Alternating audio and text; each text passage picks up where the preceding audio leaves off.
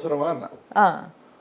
అంటే అంటే వాళ్ళు ఏదేమిటా అంటే మనం అది అలా అడగొద్దంటే అడగకుండా ఉంటారంటే నేను అనేది ఏంటంటే ఎదురుబడి అడిగినా నేను పెద్దగా పట్టించుకోను. ఎదురుబడి అడిగినా నేను పెద్దగా పట్టించుకోను. ఏదని మీకు నచ్చింది మీ మనసులో ఏముంటే అది అడిగేయటమే. నేనేం గుద్దులాడినా సమాధానం చెప్పడం నేను రెడీగా ఉంటాను. కానీ మనకు చెప్పి మరీ అడగటం అంటే నాకు కొంచెం ఆశ్చర్యంగా అనిపిస్తుంది. చెప్పి అడగాల్సిన అవసరం ఏముంది, అడగదలుచుకుంటే అడిగేయాలి. కానీ ఇవన్నీ కూడా కొంచెం ఆశ్చర్యంగా అనిపించినాయి అన్నాను. అంటే వద్దంటే ఆపేస్తానన్నా అన్నాడు. అట్లా ఏం కాదులే రమ్మన్నా. అంటే యాక్చువల్గా మీకు ఇందులో తెలియని ఒక విషయం ఏంటి అంటే రాజేంద్ర గారు మమ్మల్ని అడిగారు ఏం అడగబోతున్నారు అని. దానివల్ల చెప్పడం జరిగిందా లేదంటే అసలు చెప్పమన్నమాట మీరు బేసిక్ గా? నేను ఇప్పటి వరకు ఎవరికి ఇంటర్వ్యూ ఇచ్చినా మీరు ఏం అడుగుతారు, ఇది అడగొద్దు అది అడగొద్దు ఇట్లా నేను ఎప్పుడు మాట్లాడలేదు. ఎవరికి ఏదన్నా ఎడిటింగ్ లాస్ట్ లో అడుగుతారు ఏదన్నా తీసేయాల్సిన నేను ఎప్పుడు ఎవరికి కూడా తీసేయమని కూడా ఏం చెప్పలేదు. థ్యాంక్ యూ సార్, మీరు ఆ ఫ్రీ హ్యాండ్ ఇచ్చారు, చాలా సంతోషం. అండ్ నిజంగానే చెప్తున్నా కదా, మీ వైపు నుంచి ఎవరైనా అడిగితే తప్పితే మేమేమో అసలు ఏంటి ఇది అడుగుతాం అన్న విషయం చెప్పము. But yes, putting it aside, moving on to the next. ఏంది అని అంటే మామూలుగా ఒక వ్యక్తి ఈరోజు ఎంపీ స్థాయిలో ఉన్నాడు అని అంటే చాలా వివాదాలు మీ చుట్టూ ఉన్నాయి అన్న విషయము ఈరోజు ప్రతి ఒక్క మీడియాలో కనిపిస్తుంది. అంటే వివాదాలు అంటే పెట్టింది పేరుగా మారిపోతున్నారు మీరు మెల్లిమెల్లిగా.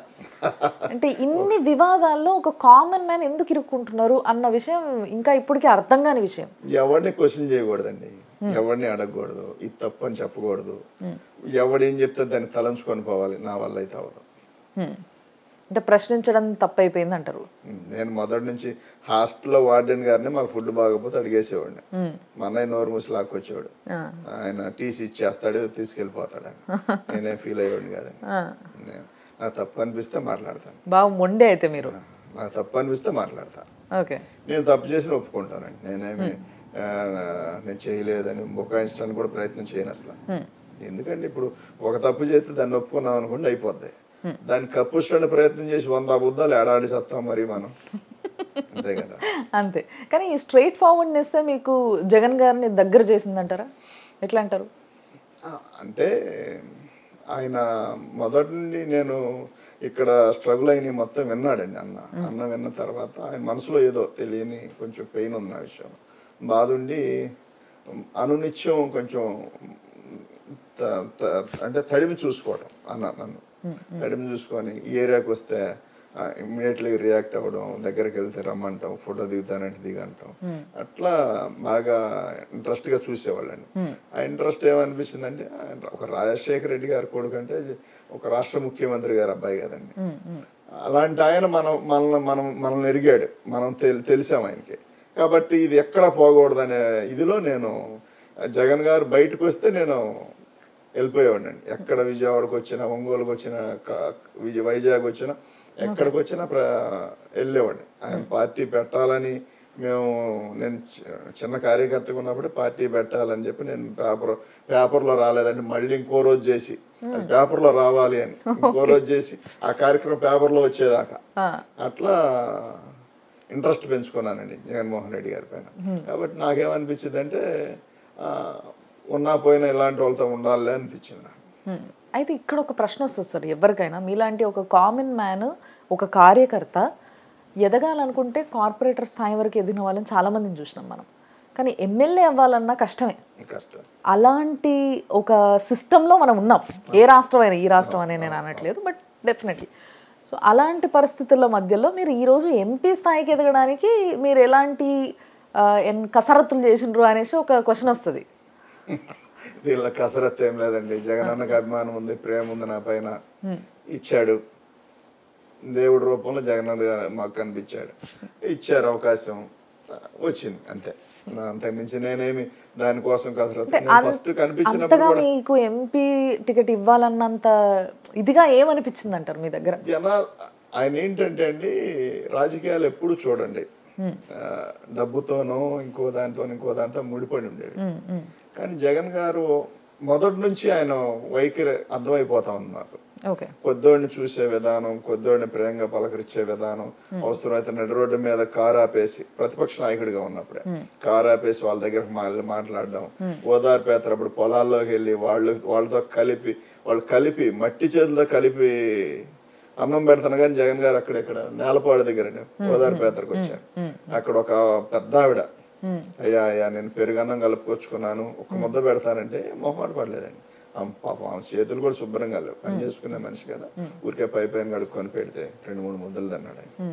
కాబట్టి ఆయనకి ఉన్న ఇంట్రెస్ట్ అది ఆయనకి. అంతేగాని మనం ఏది ఈర్లు సూర్లు అని చెప్పి మంచి అనుభూశాలని మాత్రం ఆయన అనుకొని ఇచ్చుండడు, మనం నమ్ముకొని తిరుగుతా ఉన్నాడు. కాబట్టి కొద్దోడికి పేదోడికి భరోసా ఇవ్వాలి మన రాజకీయాల్లో. ఇప్పుడు చూడండి, ఇప్పుడు ముఖ్యమంత్రి అయిన తర్వాత 56% ఎస్సీలకి రిజర్వేషన్ రూపంలో నామినేటెడ్ పోస్టులు ఇచ్చారు.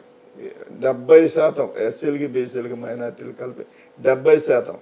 ఆయన సామాజిక వర్గానికి కూడా చాలా మందిని పక్కన పెట్టి మరి వీళ్ళందరికి ఇచ్చారు. అంటే జగన్మోహన్ రెడ్డి గారు కులాల ఈక్వేషన్ పరంగా ఎవరికి ఏ పరిధిలో ఇవ్వాలా, ఎంతవరకు ఇవ్వాలనే దాని మీద.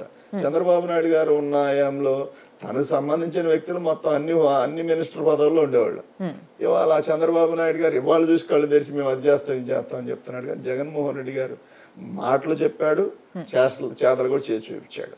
అయితే మీరు చెప్తున్నది ఒక వర్జన్, అయితే ఇంకో వర్జన్ ఉంటుంది సార్. దేనికైనా ఎప్పుడైనా ఏ కాయిన్కైనా హెడ్స్ అండ్ టేల్స్ ఉన్నట్టుగా దేనికైనా 2 ఉంటాయి. ఇప్పుడు మీరు చెప్తున్నది నిజమైనప్పటికీ ఇంకొక వైపు ఏముంటుంది అని అంటే, ఇప్పుడు ఎస్సీలకి ఎలా ఎక్కడా లేనంత విధంగా ఆ రేంజ్లో న్యాయం చేయడం అంటే జగన్మోహన్ రెడ్డి గారే అని చెప్పేసి మీరు అంటున్నారు. కానీ ఇదే ఆంధ్ర రాష్ట్రంలో ఎస్సీల పైన దాడులు జరుగుతున్నాయి. వాటికి సంబంధించి అమెరికాలో కూడా హ్యూమన్ రైట్స్ నుంచి వాళ్ళు లేదు, మాకు కొంచెం అక్కడ ఆంధ్రాలో ఏపీలో మాకు కొంచెం గట్టిగా చట్టాలు తీసుకురావాలి అని చెప్పి వాళ్ళు కూడా పోరాడడం జరిగింది. సో మా పైన దాడులు ఎందుకు జరుగుతున్నాయి, వాటిపైన మీరెందుకు మాట్లాడట్లే, ఒక దళిత లీడర్ అయ్యుండి మీరెందుకు మాట్లాడట్లే, మీరెందుకు స్పందించట్లే, మీరెందుకు ఖండించట్లే అని కొంతమంది ఎస్సీలు అడుగుతున్నారు. ఎక్కడండి టీడీపీలో ఉన్న వ్యక్తులు అడగకూడదండి, జనరల్ గా న్యూట్రల్ ఉంటారు చూసారు, వాళ్ళు మాత్రమే మాట్లాడాలి. అంటే ఇదంతా ఓన్లీ టీడీపీలో మాట్లాడతారు. ఒక్కసారి గమనించండి, 100 మాట్లాడుకోవద్దండి. నేను మాట్లాడాను, చంద్రబాబు నాయుడు హోదాలో ఉండి ముఖ్యమంత్రి హోదాలో ఎస్సీలు ఎవరు పుట్టాలనుకుంటే ఎవడైనా ఉన్నత సంపాదక వర్గాల్లో పుట్టాలని కోరుకుంటారు కదా అని మాట్లాడాడు. ఈనాటికి కూడా నేను మాట్లాడడం కరెక్ట్ కాదు, నేను గబాలను అనేసాను, పెద్ద వయసు వచ్చింది అని మాట్లాడా. ఈ రాటికి క్షమాపణ చెప్పాడా? చెప్పలా.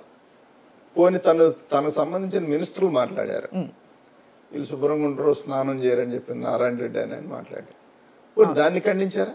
ఇప్పుడు వరకు అదే స్టాండ్ మీద ఉన్నారు. మళ్ళీ ఇంకో రోజు చేసి పేపర్లో రావాలి అని ఇంకో రోజు చేసి ఆ కార్యక్రమం పేపర్లో వచ్చేదాకా అట్లా